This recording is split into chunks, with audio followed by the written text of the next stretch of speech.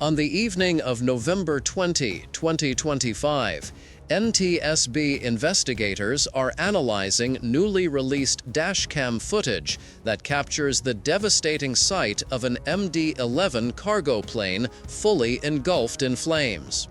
This incident, involving UPS Flight 2976, could be one of the most severe uncontained engine failures in aviation history, if not the worst.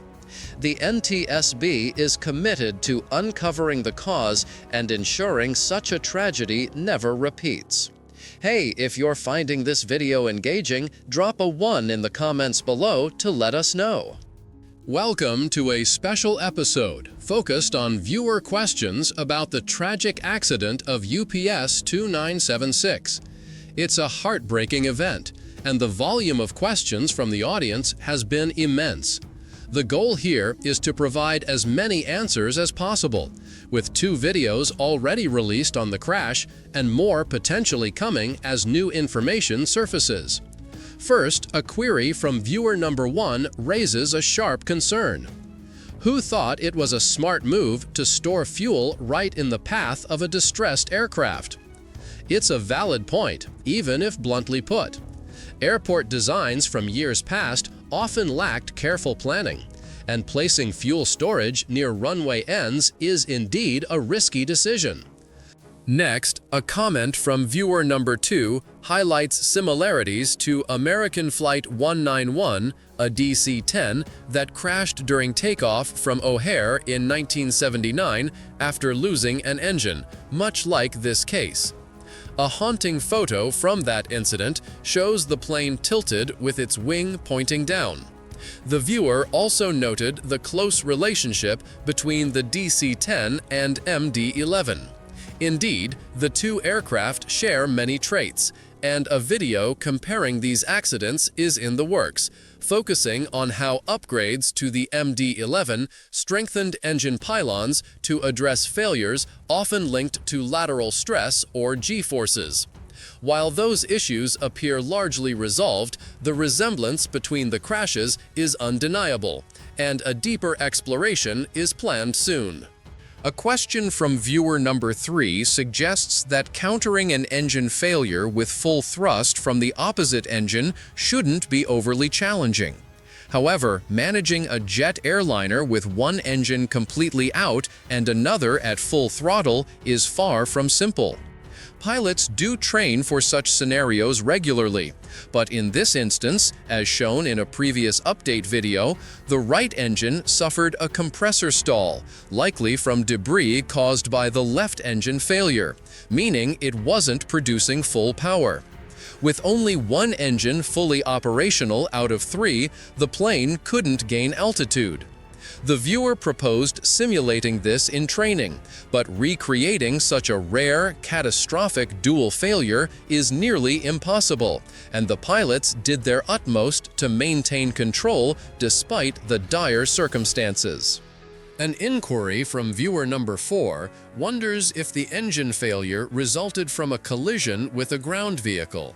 There's no evidence to support this theory, and the NTSB would likely have identified such an impact by now during their detailed runway debris inspection, where every fragment is collected and cataloged. They even intend to reconstruct the aircraft in a hangar for further analysis. While a foreign object on the runway remains a possibility, a vehicle collision isn't backed by current findings, and the upcoming preliminary report should offer more clarity. Viewer number 5 poses a question about why the plane couldn't fly with one engine out, a topic often covered in past videos. The reality is it wasn't just one engine, it was effectively 2, as explained in the latest update. The right engine likely generated some power, but not enough combined with the tail engine to maintain flight. Initially, ground effect, where wings produce extra lift close to the surface, helped the plane get airborne briefly.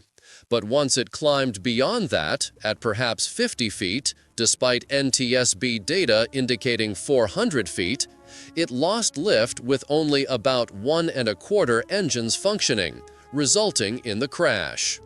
A concern raised by viewer number 6 addresses a reported 40-knot speed loss after rotation from 180 knots at takeoff to 140 knots at a maximum altitude of 190 feet. Such a loss isn't surprising in a crisis like this, especially with a second engine failing due to a progressive compressor stall, reducing thrust from 100% to far less in moments, as captured in isolated footage from a prior video. This diminishing power prevented a sustained climb. Viewer number Bun brings up a point about runway length, asking if extending them could prevent such incidents. While the concept makes sense in theory, runway length isn't typically the issue in normal takeoffs, and lengthening them would require demolishing homes and businesses at runway ends across the country, an impractical and expensive fix for a relatively uncommon problem. A thought from viewer number 8 wonders if the crew might have missed the fire on the left wing during takeoff, since the engines and wingtips aren't visible from the cockpit. Despite this, pilots would have been overwhelmed with alerts, lights, horns, and engine fire warnings. But at that critical moment, their priority is getting airborne, not troubleshooting. Only at 400 feet would they systematically address the problem, a height this flight never achieved. A query from viewer number 9 asks if the plane shouldn't have been able to rotate and climb with 2 engines at maximum thrust. It should have, and it did rotate, but without full power from 2 engines, only one was fully functional, it couldn't sustain flight or clear obstacles. Viewer number 10 raises a question about the protocol of continuing takeoff after V1 speed, even with a failure. Training dictates going airborne after V1 to avoid a certain overrun off the runway. And while a dual engine failure isn't practiced due to its inevitable outcome, aborting after V1 wasn't a viable option in this desperate situation. An observation from viewer number 11 considers if the tower could have noticed an issue and radioed a warning before V1. Given the rapid timeline, this seems unlikely. By the time a controller spotted a flame and communicated it, the plane was past V1, and pilots were already aware through cockpit alerts and the sound of the failing engine, rendering external input an unneeded distraction. Viewer number 12 suggests a Concorde-like scenario where debris was kicked into the engine, which is a plausible theory awaiting confirmation in the report. A point from viewer number 13 compares this to United 232's 1989 crash in Sioux City, Iowa, another DC-10 incident with striking similarities. While details on that event are limited here, it's planned to be explored alongside American 191 in an upcoming video. Viewer number 14 asks how an engine could detach from its mounts during takeoff. The robust pylons are designed for forward stress, not lateral forces, which can lead to rare failures, though in this case it appears the engine failure itself caused the pylon to collapse, also damaging the right engine. A concern from viewer number 15 touches on outsourced maintenance below U.S. standards, but this plane underwent a thorough C-check 6 weeks prior in St. Louis, and the NTSB found no initial maintenance-related issues, though a deeper investigation in the preliminary report is expected.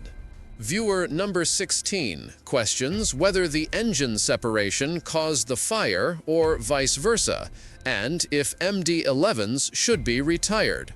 It's a close call on cause and effect, likely leaning toward engine failure first, and there's agreement that scrutiny on the MD-11 will heighten post-accident, possibly marking the end for these aircraft.